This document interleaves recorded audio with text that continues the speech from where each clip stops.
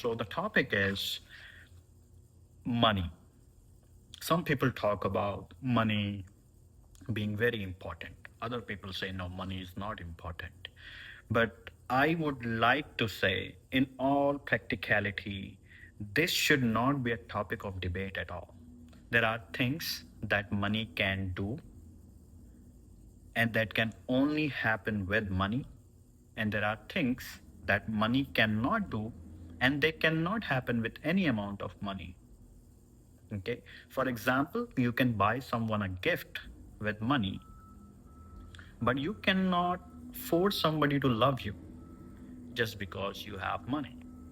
Okay. So there are things, there are gifts that money can buy, but there are some intangible values that are deeply important to a human, like trust, like love, like kindness, that money cannot buy. Okay. But is money important? Money is absolutely important because money is an exchange of value, at least tangible value.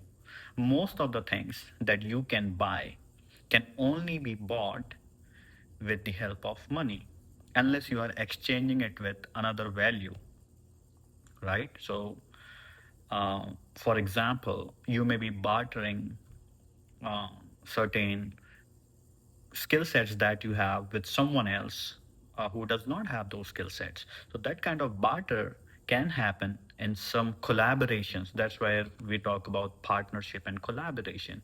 But if you do not want to go through that whole process of collaboration and partnership, you can simply exchange the value with money.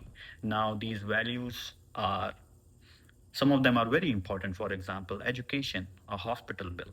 Now, a hospital bill can be replaced with insurance. Again, you need money for that, right? And some of this may sound very basic when I am speaking of it, but common sense is not common.